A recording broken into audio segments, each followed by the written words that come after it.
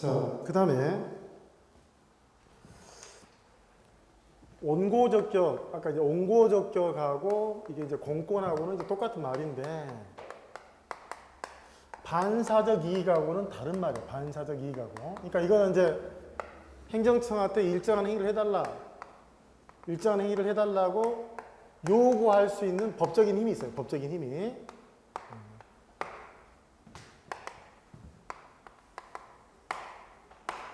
근데 아까 제가 말씀드린 대로 종전에 이게 반사적 이익으로 봤던 것들이 이제 원고적격화 되고 있다. 원고적격화. 그래서 거기 4번, 94페이지 4번에 뭐가 중요하면 원고적격 동안 확대란 말이에요. 확대. 이 원고적격이라는 말은 정체되어 있는 게 아니라 예전에는 원고적격이 부정됐던 것들이 원고적격이 인정된 것으로 늘어나는 게 있다는 거죠. 그래서 요거하고 여러분 이제 여러 가지 이제 예를 들어서 여러분 국민기초생계비가 있어요. 국민기초생계비.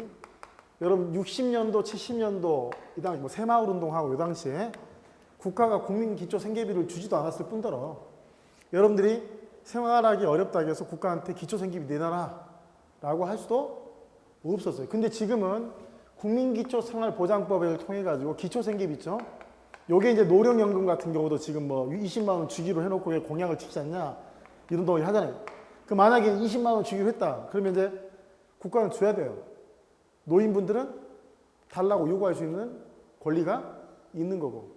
옛날에는 못 살았기 때문에 국가 예산도 넉넉지 않았을 거고. 예전에는 이게 달라고 할 수 없는 주면 받지만 안 주면 못 받는 반사적 이익으로 논의됐던 것들이 시대가 바뀌면서 공권으로 바뀌는 측면도 있고 또 이제 여러분 기속행위하고 재량의를 이제 배우게 되는데 106페이지 잠깐 나오세요. 106페이지. 그러니까 104페이지부터 이제 행정행위를 배우게 돼요. 행정행위를 배우게 되는데 행정행위를 이제 여러 가지로 이제 구별하는데 그 구별하는 개념 중에서 106페이지에 나오는 기속행위하고 재량행위 구별이 좀 중요해요. 기속행위하고 재량행위가. 그런데 이제 우리가 입법자가 있어요. 입법자. 입법자. 입법자는 이제 보통 뭐냐면 원시적인 입법자는 국회입니다. 다른 말로 하면 의회. 왜? 입법권은 원래 누가 갖고 있으니까? 의회가 갖고 있으니까. 근데 여러분 아다시피 국회 말고 행정부도 입법을 해요. 행정부도 입법을 하는데 이걸 우리가 뭐냐면 행정입법이라고 그래요. 행정입법. 이 행정입법에는 법규명령하고 행정규칙이 있어요. 행정규칙이. 국회가 제정하는 거는 이걸 뭐라고 그래요? 법률이라고 그래요. 법률. 그런데 입법자가 이제 법을 만들죠. 법을 만들고 행정자, 행정부는 이제 집행을 하는 거예요. 이 만들어진 법대로 뭐래요? 집행을 하는 집행. 그러니까 당연히 행정행위는 집행작용이죠. 행정행위는 집행작용. 근데 이 행정행위가 집행작용 행정행위가 이렇게 기속행위하고 재량행위 이렇게 나눠요. 재량행위가. 그러면 어떨 때는 기속행위고 어떨 때는 재량행위냐? 입법자가 법을 제정하면서 반드시 뭐뭐 해야 한다라고 규정합니다. 뭐뭐 해야 한다. 그러니까 입법자가 지금 행정처는 반드시 뭐뭐 할 수밖에 없어요. 예를 들어서 허가를 내주어야 한다라고 규정됐다면 행정청은 허가를 내줄 수밖에 없잖아요. 그건 기속행위가 돼요. 반면 입법자가 뭐뭐 할 수 있다. 허가를 내줄 수도 있다. 그럼 허가 낼 수도 있고 안 낼 수도 있는 거예요. 이건 뭐가 돼요? 그럼 기속행위하고 재량행위는 누가 결정하는 거야? 입법자가 결정하는 거야. 입법자가. 법 규정을 이리적으로 규정하면 기속행위가 되는 거고. 이리적. 이렇게 할 수밖에 없는 규정하면 기속행위가 되고. 그렇지 않으면 뭐가 돼요? 재량행위가 되는 거야. 그러면 여러분 기속행위가 만약에 입법자가 기속행위로 규정해놨다. 그럼 행정청은 뭐가 되죠? 의무가 주어지죠? 반면에 재량이면 의무가 주어지지? 그러면 거꾸로 국민들 입장에서는 뭐가 생겨요? 권리가 생기죠? 여기는 권리가 생기는 게 아니고 단순히 뭐에 지나잖아. 그러니까 기존에는 입법자가 정해둔 법 규정에 따라서 기속행위면 행정청 의무가 인정이 되니까 따라서 국민들은 원고적격이 인정되는 반면에 재량행위인 경우에는 원고적격이 인정되지 않는다 이렇게 된단 말이에요. 그리고 나중에 이제 우리가 공부할 때 행정행위는 여러분 하명도 있고 허가도 있고 면제도 있고요. 특허, 인가, 대리가 있거든요. 다 이게 행정행위야. 다 뭐라고요? 행정행위인데 하명은 의무를 명하는 거고, 그런데 허가는 원칙적으로 뭐라면 기속행위라. 원칙적으로 뭐라고요? 기속행위인데 예외적으로 뭐일 수도 있어? 재량행위일 수도 있어요. 원칙적으로 무슨 행위? 기속행위. 특허는 원칙적으로 무슨 행위? 재량행위. 원칙적으로 무슨 행위? 재량행위. 근데 웃긴 게 허가의 경우에는 일반 국민들이 얻는 원칙적으로 무슨 이익? 반사적 이익. 원칙적으로 무슨 이익? 예외적으로 뭐다? 공권이다 이런 말 쓰거든요. 특허는 오히려 공권이란 말 써. 공권. 나중에 이제 이게 이어지는데 여러분이 허가하고 특허를 잘 이해를 해야 돼. 허가하고 특허도 잘 이해를 하고, 허가는 원칙적으로는 기속행위지만 원칙적으로는 반사적 이익이지만 예외적으로 재량일 수도 있고 예외적으로 공권일 수도 있다. 반면에 특허는 원칙적으로 공권이고 재량이다. 그러면 우리가 보통 이제 이렇게 기속행위다 그러면 국민들은 공권이고, 재량이면 반사적 이익에 지나지 않는다. 그러면 특허면 재량이니까 반사적 이익이 되지 않겠냐라고 착각할 수도 있잖아요. 응? 나중에 설명을 들어가겠지만. 응? 그러면 자, 허가의 경우에 반사적 이익이 아니라 예외적으로 공권인 경우도 있다 없다? 있다. 그 말은 원고적 이익이 확대된다는 얘기야. 옛날에는 허가는 무조건 반사적 이익이지만 오늘날에 있어서는 허가의 경우에도 따져봐서 공권일 수도 있다 없다? 있다 없다? 있다. 또 하나요. 재량행위는 원칙적으로 공권이 아니었거든요. 근데 재량행위 경우에도 뭐가 발견이 되냐면 무하자 재량행사 청구권이 발견이 돼요. 뭐가요? 무하자 재량행사 청구권. 자, 이 기속행위는 만약에 무슨 허가를 내줘야 된다니까 법에서 규정하고 있는 특정 행위를 해달라고 요구할 수 있겠죠. 즉 특정 행위를 해달라고 요구할 수 있겠죠. 근데 재량행위에서는 나한테 뭔가 허가를 내달라고 특정 행위를 요구하는 게 아니라 당신한테는 재량권이 있다 없다? 있다.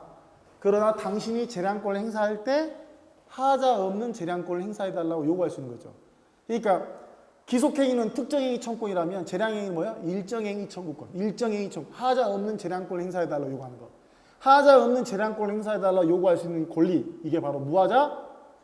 그래서 예전에는 기속행위만 공권이고 재량행위는 공권이 아니라고 했다가 재량행위 경우에도 뭐가 발견이 됐어요? 뭐가?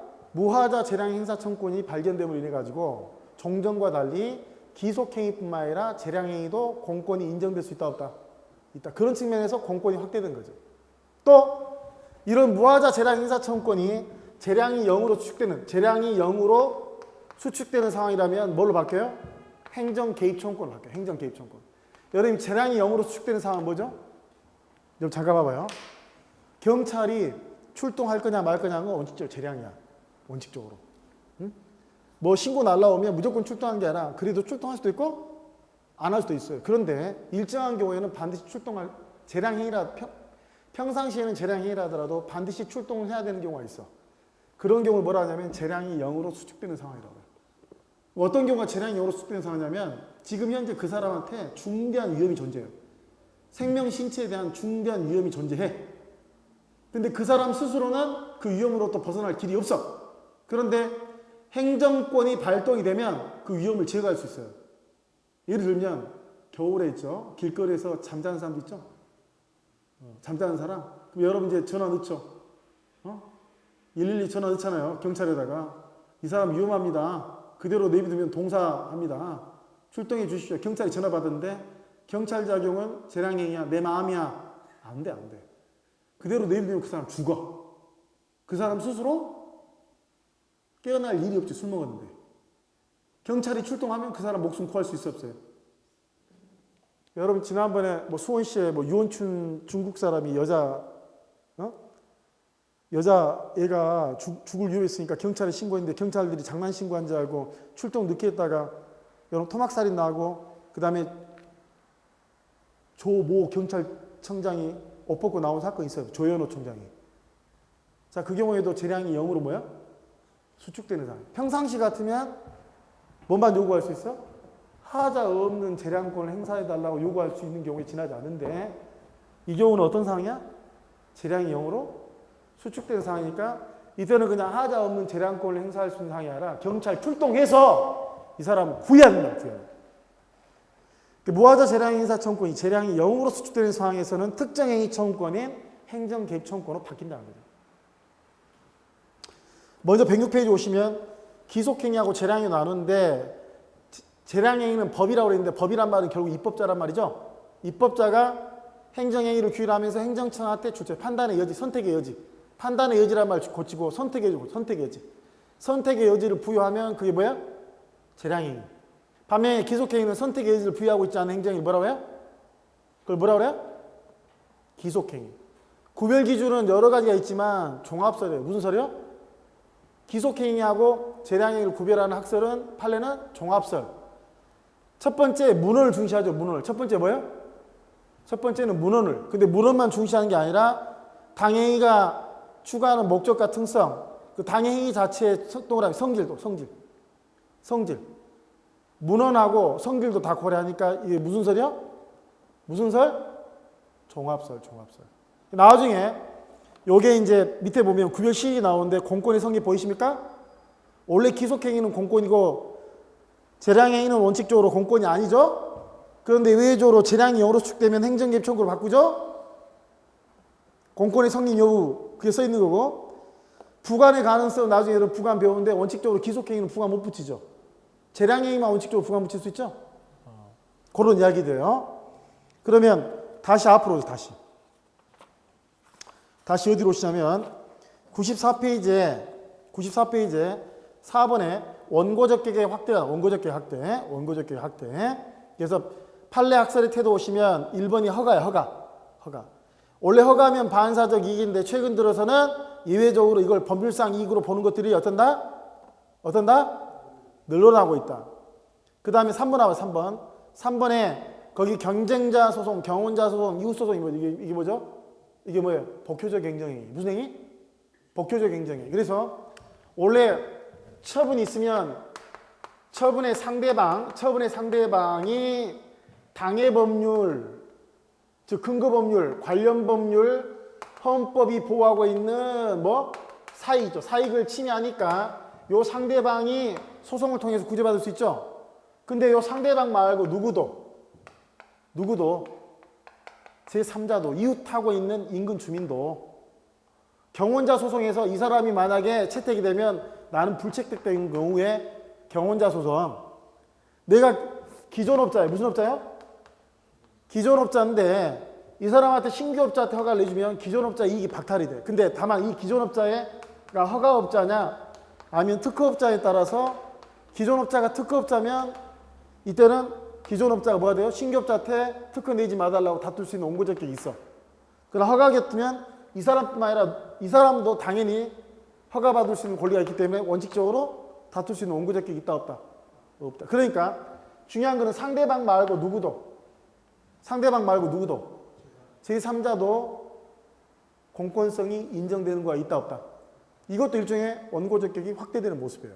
그러니까 여기는 지금 상대방 말고 제3자한테도 원고적격이 있다는 측면에서 원고적격이 확대되는 측면이 있는 거고 아까 국민기초 생계비는 국가의 예산 대한민국이 못 사는 나라에서 잘 사는 나라로 바뀌다 보니까 옛날에는 반사적 이익이 지나지 않는 것들이 원고적격으로 인정되는 경우도 늘어나고 있고요. 또 허가는 원칙적으로 반사적 이익이지만 관련 법규를 해석에 통해서 공권의 성립 요건인 강행규범성이나 사익보호성이 해석이 되면 원고적격이 인정되는 경우가 늘어나고 있고요.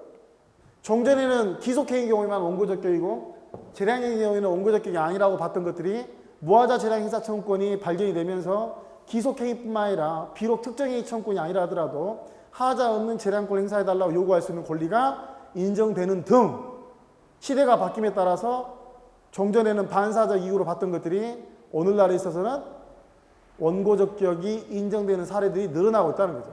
여기 나중에 소송법으로 넘어가면 바로 여러분 권리구제설, 법률상 이익구제설, 보호가치 있는 이익구제설, 적법성 보장설이라는 그 학설과 개를 같이 해서 논의가 되는데 통설 판례는 원고적격과 관련된 기본적 학설이 뭐예요? 법률상 이익 구제설. 다만 그 법률의 범위를 당해 법률만 볼 거냐, 관련 법률 거냐, 헌법상 기본권까지 고려할 거냐, 이 문제가 있는 거예요. 그래서 94페이지 밑에 보시면 무하자 재량 행사 청구권은 일반 의회 또 재량행위 또는 기속행위가 아니라 무슨 행위의 경우에? 재량행위 경우에 상대방이나 이해관계인 행정청에 대해서 하자 없는 재량권 행사해달라고 요구할 수 있는 권리를 말한다. 그리고 인정 여부에 오시면 가장 대표적인 판례가 검사 임용 거부 처분 취소송이죠. 검사 임용 거부 처분 취소송에서 이 무하자 재량 행사 청구권이 인정된 것 같다라고 보는 게 다수 견해예요. 다수 견해. 그리고 오른쪽 가시면 재량하자의 유형에는 재량권의 일탈, 6월하고 일탈은 똑같은 말 아시겠어요? 여러분 교회 다니신다 보면 6월절이죠. 6월절. 저는 교회 지금 안 다니는데 옛날에 교회를 다니는데 뭐 6월절에는 피 묻은 뭐 문지방을 넘어가지고 간다고 해서 6월절. 그래서 6월하고 일탈은 똑같아요. 6월하고 일탈은 외적 한계를 넘어서는 거고 남용은 내적 한계를 넘어선 거예요. 불행사라는 건 뭐냐면 행정청이 재량권을 행사해서 합리적인 결정을 하라고 했는데 행정청이 재량권을 행사하지 않아요. 재량권 불행사도 위법합니다. 아시겠어요? 그래서 이 재량권의 일탈, 남용, 불행사는 부당에 그치는 것이 아니라 보다 위법해요. 위법하기 때문에 행정심판뿐만 아니라 행정소송도 제기할 수가 있어요. 그래서 오늘날에 있어서는 재량행위가 문제가 있는 경우에는 소송으로 다툴 수 있다 없다? 있다. 그리고 밑에 재량이 0으로 수익됐을 때는 무하자 재량 행사 청구권이 뭐로 바뀐다? 행정 개입 청구권으로 바뀐다. 그리고 밑에 권리 의무의 이전과 승계가 나와요. 권리 의무의 이전과 승계. 여러분 이제 권리 의무가 이전되고 승계되는 거. 그러니까 우리가 민법을 잘 알아야 되는 게 항상 사법하고 행정법을 비교하거든요. 우리가 특정 승계란 말도 배웠을 거고 포괄 승계란 말도 배웠을 거예요. 민법에서. 안 배웠으면 앞으로 배울 거예요. 포괄 승계의 가장 대표적인 게 상속하고 합병이에요. 상속하고 뭐예요? 합병. 이거는 의사표시에 의한 게 아니라 아버님이 죽으면 사망하면 자식이 모든 권리 의무를 상속받아 버려요. 죽고 싶은 사람 있어요? 죽고 싶은 사람 있어요? 오늘 인터넷 보니까 차인표 씨 남동생이 구강암으로 죽었다고 하요. 차인표 신혜라 남편 있죠? 미국의 매사추세츠 공과대학 나온 다음에 어디 유명한 외국계 금융계 전무이사를 지내고 있는데 그럼 나이가 이제 뭐 갓 40 넘었거나 이랬겠죠? 구강암으로 사람은 다 죽는 거예요. 죽으면 그냥 자식이 한정승이나 상속 포기를 하지 않은 한 아버지의 재산 권리 의무를 다 승계한단 말이에요. 이거는 의사에 기해서 한 게 아니라 의사에 기한 게 아니라 일정한 사실, 사망이라는 사실에 의해서 모든 권리 의무가 포괄적으로 넘어가요. 포괄적으로. 특정 승계라는 거는 제일 가장 대표인 게 양도예요. 양도는 갑이 을한테 배금 받고 내 의사에 의해서 나의 물건을 또 나의 재산을 팔아 넘기는 거죠. 이거 특정 승계. 왜? 내 재산 모두가 넘어가는 게 아니라 내가 판 것만 넘어가니까. 무슨 승계? 특정 승계. 그러면 뭐는 사물 또는 사건. 여러분 사건에 뭐가 있어요, 여러분? 아니 물건에 여러분, 물건에 소유권도 있잖아요. 제한물건으로서 지상권, 지역권, 전세권 다 있잖아요, 전세권. 또 임차권 다 양도 가능하잖아요. 물론 가족법상의 권리는 양도 안 되죠, 잘. 근데 상속상의 권리 중에 일부가 양도되는 거. 기본적으로 사물건이나 뭐는 사건은 양도가 가능하다고 그 사람의 의사에 의해서. 그러나 여러분이 선거할 수 있는 권리, 투표권 다 양도할 수 있어요? 다른 사람한테 팔아 그러면 나는 문재인을 찍고 싶은데 저쪽에 박근혜 찍은 사람이 돈 주고 내 거 사서 박근혜 찍어줄 수 있어요? 안 되잖아요, 이게. 그러면 95페이지 오시면 권리 의무의 이전 승계 뭐냐면 이거는 행정법이니까 행정법에서 이야기거든. 이거 뭐냐? 사물과 사건과 달리 이전과 승계가 자유롭지가 않다. 다만 예외적으로 이게 경제적 성격을 띠면 그때는 예외적으로 이전되는 경우도 있죠. 1번 만약에 예외적으로 권리주체의 변경이 있다면 반드시 법률상의 근거가 필요해야 돼요. 여러분 잠깐만 2번은 뭐냐면 지방자치단체가 폐지되거나 분화할 수 있어요 없어요? 여러분 지난번에 가장 최근에 청주시 옆에 어디 있죠? 청주시 옆에 무슨 군 있죠? 청원군. 그러면 통합이 되면 청원군이 없어질 거 아니야. 청주시 뭐 청원군이 되든 그건 뭐야 그거는. 청원군 입장에서 뭐예요? 패치잖아 패치. 일어난다니까요 여러분. 지방자치단체가 패라는 걸 없애는 거고 치는 뭐야? 설치하는 거죠. 어? 분합은 뭐야? 분은 나누는 거고 합은 합치는 거죠. 하남시하고 성남시를 뭐 합치자 이런 이야기 있었어요 없었어요? 분당구하고 성남시를 합치자. 그건 합이라고 합. 성남시가 너무 끄니까 뽀개자. 뭐야 분. 패는 없애는 거. 자 지방자치단체의 패치 분합은 마음대로 못 해요 마음대로. 마음대로. 만약에 지방자치단체 패치 분합이 있다. 분당이 성남시로 들어가면 분당에 있는 지방자치단체의 재산이 다 성남시로 다 승계될 거 아닙니까? 이런 이야기. 아시겠어요? 다만 더 중요한 거는 행정절차법 10조 형광펜. 행정절차법 10조. 행정절차법 10조. 행정절차법 10조에 뭐라고 돼 있냐면 기억번에 사망, 니은번에 뭐야? 합병. 그러면 사망하면 살아남은 자가, 합병하면 존속하는 법인이 승계한다. 이거 뭐죠? 포괄승계. 디귿번, 처분에 관한 권리이익을 주체. 사실상 양수한 자, 사실상 양수. 이거 뭐죠? 특정승계. 자, 사실상 양수한 자도 승계래. 근데 문제는 그냥 승계받는 게 아니라 주체. 이럴 때는 행정청의 승인이 필요해. 사망 합병의 경우에는 이때는 승인 없이 당연히 승계하는데 양수의 경우에는 뭐가 필요하다? 행정청의 승인이 필요하다. 넘겨오십시오.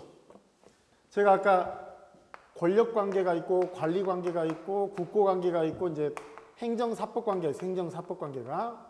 요 권리관계와 관리관계를 공법관계라고 그러고 국고작용하고 행정사법관계를 사법관계라고 하는데 특히 이 권력관계를 일반 권력관계하고 또 특별권력관계로 나누는 시도가 있어요.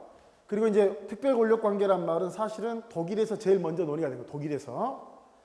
이게 무슨 이야기인 거냐면 여러분 1789년부터 1848년까지 이제 프랑스 대혁명이 일어나요. 프랑스 대혁명이. 프랑스 대혁명의 역사적인 의미는 뭐냐면 왕정이 무너진 거예요. 왕정이. 이 지구상에서 최초로 왕이 없어진 거예요. 왕이. 그러니까 시민들이 왕을 쫓아내버린 거예요. 루이 14세, 루이 16세의 폭정을 마리 왕뚜아네트의 가렴주구를 이겨내지 못한다. 우리나라도 여러분 1800년대에 순조, 헌조, 철조, 우리 세도정치 60년 동안에 삼정이 문란했죠.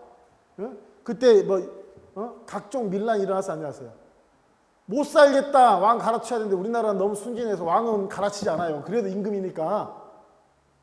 사실 우리나라도 그 당시에 혁명이 일어날 수 있어요. 가장 최초로 혁명에 의해서 왕을 쫓아내버린 사건이 프랑스 대혁명이에요. 이 프랑스 대혁명에 의해서 뭐가 성립되냐면 민주주의가 성립된 거예요. 민주주의. 프랑스 대혁명이 일어날 때 프랑스 파리 인구의 3분의 1이 죽어요. 피바다예요, 피바다. 광주 민주화운동에서 몇백 명 죽은 거 일도 아니고 프랑스 대혁명에서는 왕이 그냥 물러나겠어요? 왕의 기마병사들이 쫓겨나기 전까지는 수없이 많은 사람들, 프랑스 파리 인구의 3분의 1을 죽여버린다니까요. 시체들이 널려 있어. 민주주의는 뭘 먹고 사냐? 피를 먹고 산다. 자유평등 박애라고 이야기하는. 그래서 이 프랑스 대혁명은 정치적으로 세계 역사적인 의미에서 어마어마한 사건인 거죠. 그러니까 자꾸 문제를 내는 거예요. 시험 문제를. 그 뒤에 1840년대에 또 일어난 게 산업혁명이에요. 무슨 혁명이야? 산업혁명. 여러분 최근에 사무관리 공부하면서 이게 정보화 혁명이지. 무슨 혁명이야?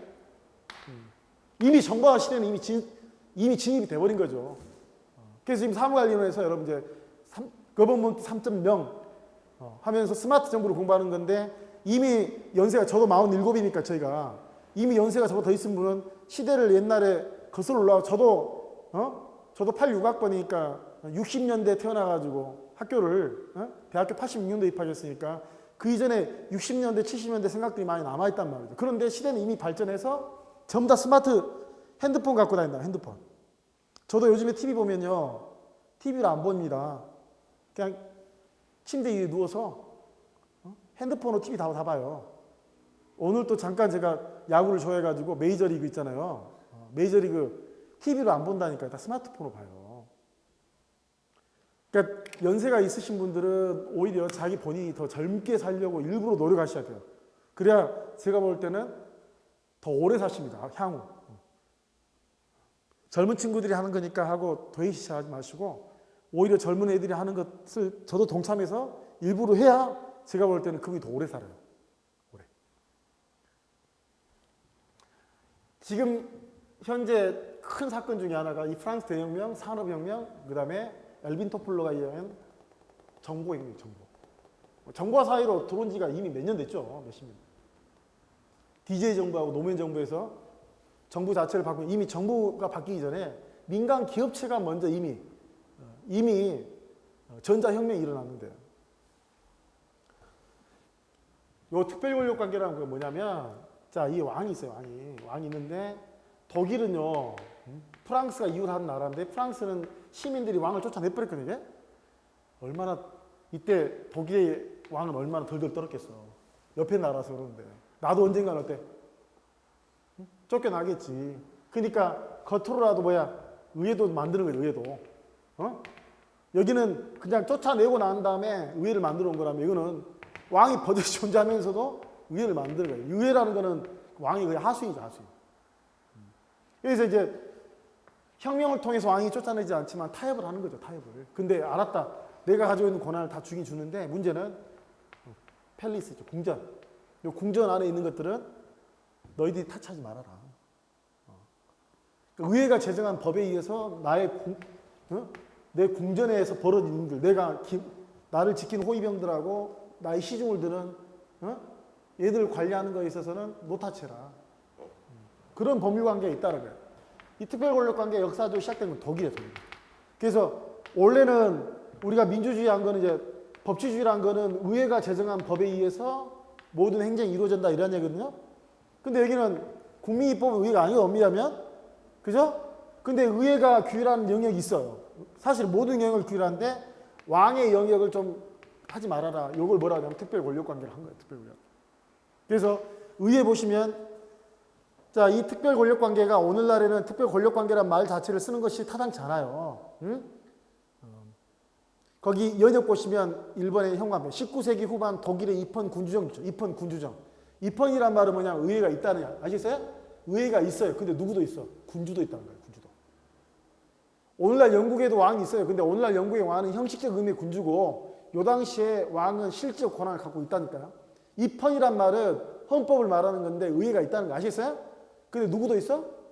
군주도 있어. 근데 군주가 두렵잖아. 그러니까 자기 영역은 좀 관여하지 말라는 거죠. 아시겠어요? 19세기 독일의 입헌 군주제에 항해서 군주에게 법으로부터 자유로운 영역을 합리화시켜주기 위해서 군주의 그 궁전 안에서의 문제는 의회가 제정한 법이 침투하지 말아라는 거야. 불침투성 이론. 아시겠어요? 그런데 이 불침투성 이론이 나중에 1972년에 수영자 판결을 통해서 깨져요. 그래서 오늘날에는 특별권력관계 없어요. 다 의회가 제정한 법률이 적용돼 안 돼.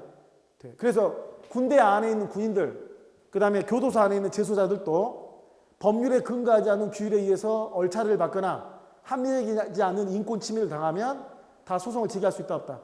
있다. 그래서 오늘날에는 특별권력관계라는 거 없고, 다만 일반 권력관계하고 달리 특별권력관계는 특별한 목적이 있으니까 좀 법치주의가 완화돼서 적용되는 거. 법치주의가 완화돼서 적용되는 것이지 법치주의가 적용되지 않는 것은 아니다. 그리고 이제 오른쪽에 공법관계라 하더라도 민법 규정들이 적용되는 경우가 있다 없다? 있다. 신의성시나 권리남용 금지 원칙은 이거는 모든 법의 대원칙이잖아요. 그죠? 비록 민법에 규정되어 있다 하더라도 행정법에서도 그대로 적용된다 안 된다? 된다. 다만 법률행위 이런 103조 쭉 배우잖아요. 그죠? 그래서 그 사법 규정 중에서 행정법 관계에도 적용되는 게 있고 안 되는, 그대로 적용되지 않는 것도 있어요. 근데 밑에 보시면 기타에 보시면 아까 기간하고 시효 이런 것들은 어때요? 기간, 시효, 사무관리, 부당이득 이런 것들은 그냥 공법 관계도 어때요? 유추 적용 된다고요. 나중에 그 내용들은 자세히 또 보시기로 하시고 넘어오시고. 그래서 여기까지가 뭐냐면 행정법 통론에, 행정법 뭐라고요? 행정법 뭐라고요? 통론. 그러니까 제가 연락이 왔어요. 입문서를 써달라. 한 70여 페이지로 세상에 행정법이 공부할 게 얼마나 많은데 행정법 총론을 70페이지로 줄여가지고 써요. 12시간에 걸쳐서 공부를 하는데 줄여서.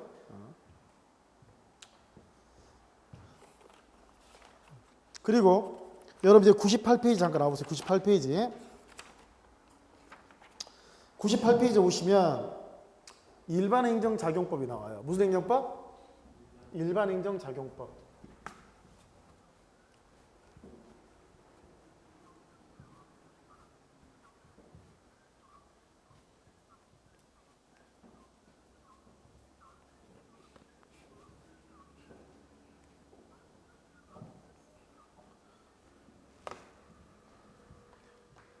행정법은 행정의 조직, 작용, 그다음 이 작용에 대한 구제에 관한 국내 공법이 행정법이에요. 행정법.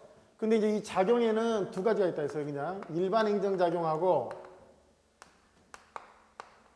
개별 행정작용이 있어요. 개별 행정작용.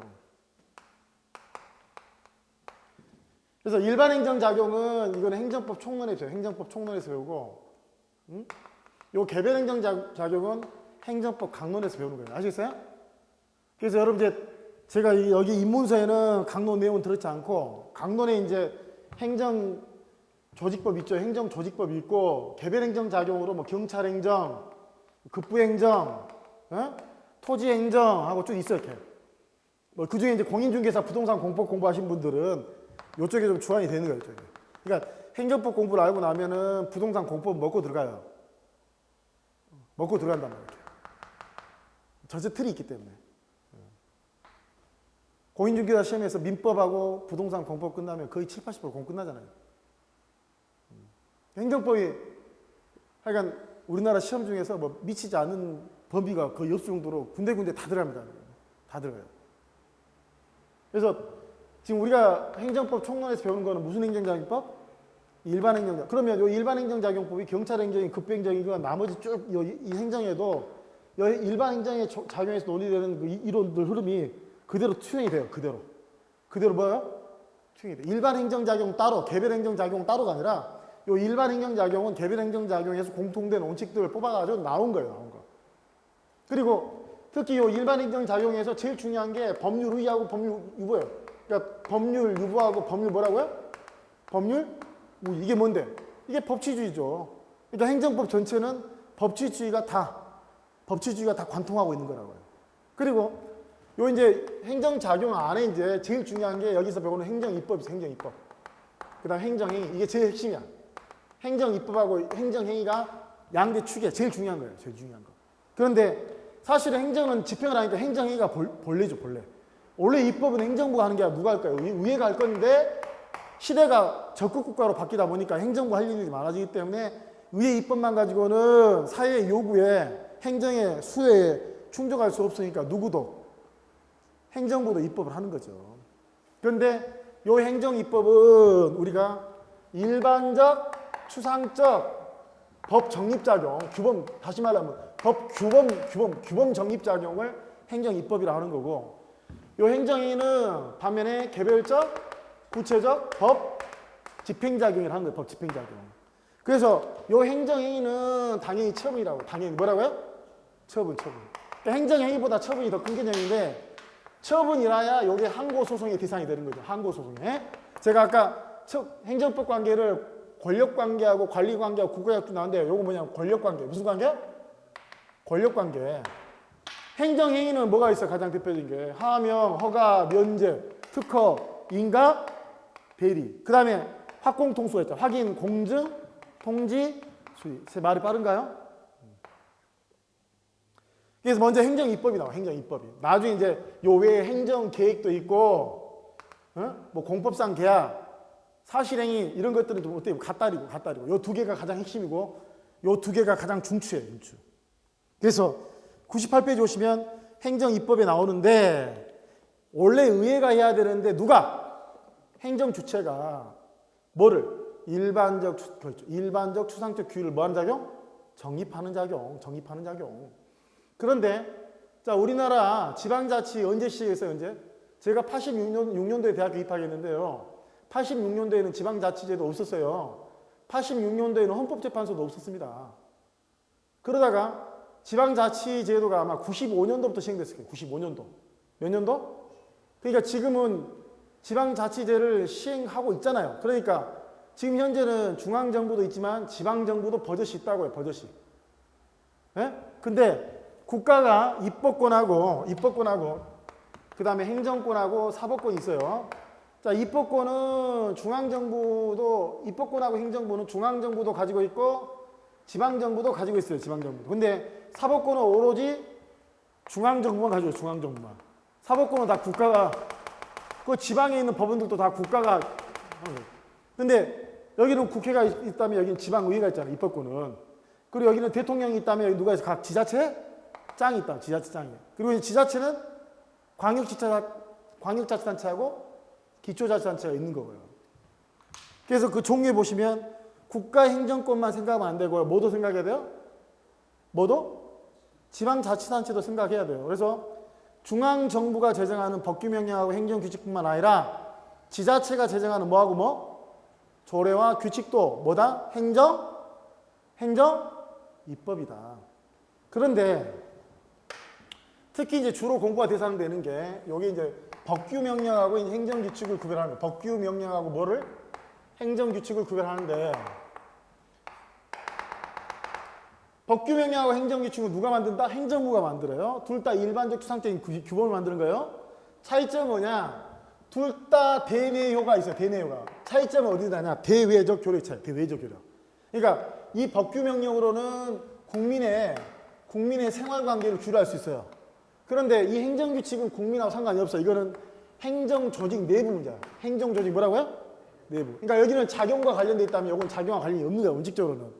다만 요 행정규칙 중에서 좀 변태적인 행정규칙들은 예외적으로 이게 국민의 권리 의무에 지장을 초래하는 것도 있어요. 그 애들은 원칙적인 행정규칙이 아니라 변칙적인 행정규칙이죠. 가장 대표적으로 법규명령 형식의 행정규칙하고 행정규칙 형식의 법규명령. 다른 말로 법령 보충적 행정규칙은 그 본래적 의미의 행정규칙이 아니라 약간 또 다른 의미의 행정규칙이 있어요. 그것도 있지만 우리는 공부할 때 일단 원칙적인 걸 먼저 알아야 되는데 이 법규명령하고 행정규칙의 경계선이 중요해요. 그리고 이제 원래 이 법규명령은 사실은 법률로 규정할 사안. 뭘로? 법률로. 근데 행정규칙은 원래 법률이 타치할 사안이 아닙니다. 행정부 내부 문제는 의회도 못 건드려. 서로 권력 분립되어 있기 때문에. 그러니까 수권이 없어도 행정규칙은 규정할 수 있는 거죠. 근데 이 법규명령은 원래 국민의 생활관계를 규율하는 거는 의회가 규정해야 되기 때문에 의회가 아닌 행정부가 이걸 규율하는 거는 쉽지가 않아요. 반드시 뭐가 필요해요? 여기서는 개별적 구체적 위임이 필요하다. 개별적 구체적 위임이 필요하고 포괄임은 된다 안 된다? 안 된다. 그래서 거기 보시면 법규명령과 행정규칙이 나오는데 법규명령은 동그라미 수권이 필요해요. 수권. 물론 이제 법규명령에는 위임명령하고 집행명령이 있죠. 수권이 필요하고 국민과의 관계를 규율한 거예요. 반면에 행정규칙은 국민하고 상관이 없이 행정조직 행정조직 내부의 문제를 규율하는 거예요.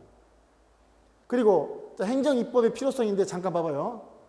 1789년에 프랑스 대혁명을 일으켜서 왕의 독단적인 고란을 막아야 되겠다라고 했을 때는 입법권을 뺏어와 버린 거죠. 뺏어오자마자 다시 행정부한테 입법권을 줬겠어 안 줬겠어? 안 줘. 그러니까 그 당시에는 행정입법이 금지됐죠. 다른 말로 하면 위임입법이 허용되지를 않았어. 그게 1840년에 산업혁명이 일어나면서 계급 간의 대립이 일어나죠. 여러분 생산수단을 소유한 자가 생긴단 말이에요. 생산수단. 옛날은 생산수단을 누가 토지를 많이 갖고 있는 사람이 생산수단을 소유한 거예요. 옛날에는 토지를 왕으로부터 경작할 수 있는 땅을 받았건 아니면 사전을 많이 갖고 있었건 땅을 많이 갖고 있는 사람이 부자야. 근데 좀 지나고 나서는 뭐냐면 이제 명방직 공장 기계가 있는 사람, 기계가. 생산수단을 소유한 사람이 뭐예요? 부자예요. 저는 가난해요. 학원 강의 오는데 지금 강의에서 돈 벌 수 있는 수단은 여기 학원 원장이 갖고 있어. 나는 뭐야, 나는? 법적으로는 사업자라고 돼 있지만은 나는 뭐야, 이제 노동자죠? 그러니까 생산수단을 소유한 사람하고 소유하지 않은 사람의 계급 간의 대립이 생긴단 말이에요. 왜? 산업화 때문에 그 수단을 갖고 있는 사람은 엄청난 부자가 되고 그렇지 않은 사람은 가난한 사람이니까 그 사람들을 대변하는 뭐가 필요해? 노조가 출연하는 거고 또 노조를 대변하는 정당이 출연하는 거예요. 정당이. 정당이 출현됨으로 인해 가지고 권력이 원래 분립돼야 되는데 행정부하고 입법부가 서로 한 통속이 돼버려요. 권력이 융합돼 버린단 말이에요. 자, 이제는 국가가 할 일들이 많아져. 옛날 초기 혁명 당시에 국가는 야경 국가로서 질서 유지하고 외적의 침입으로부터 지켜주기만 하면 된다는 게 아니라 가난한 자를 도와줘야 돼요. 복리국가를 지향하고 국가가 할 일들이 많아지니까 국회의원들은 300명이고 입법보좌관 다 해서 2,000명밖에 안 돼요. 행정부 공무원은 경찰 공무원만 해도 10만 명 넘고 교육 공무원만 해도 몇십만 명이에요. 행정부 공무원들이 그 당의 사안에 관련해서는 보다 더 잘 알아. 국회의원들 잘 모릅니다. 그러니까 기본적으로 국민의 생활관계에서 아주 기본적인 거는 의회가 만들어 놓지만 오히려 세세한 내용들 전문 입법은 누가 더 잘한다? 행정부가 더 잘한다. 그리고 옛날과 달리 요즘에는 비상 상황이 상시화돼 있다. 즉각적인 대처가 필요하기 때문에 국회에 열 시간이 없어요. 열어놓으면 또 법률과 통과시킵니까? 여당 야당 간에 당리 당략에 따라 싸움박자하지. 그래서 거기 2번에 보시면 행정 입법의 필요성이란 말을 저럼 잘 이해해야 돼요. 1789년 프랑스 대혁명 당시에는 행정 입법이 원래 허용되지 않았었는데 시대가 바뀜에 따라서 의회만이 입법을 독점하는 게 아니라 누구도 행정부도 입법을 할 필요성이 대두가 되는 거고 국가도 소국가가 아니라 뭐요? 적국국가로 바뀌면서 국가가 할 일들이 많아져 안 많아져요? 많아짐에 따라서 의회뿐만 아니라 행정부도 입법을 할 필요성이 증대됐다라는 시대적 흐름과 관련해서 목차를 달아놓은 겁니다. 오늘날에는 당연히 행정 입법이 허용이 돼요. 근데 바로 허용된 게 아니라 그 과정에서는 행정 입법이 금지된 시절도 있었다 없었다? 있었다. 한 10분 정도 쉬겠습니다.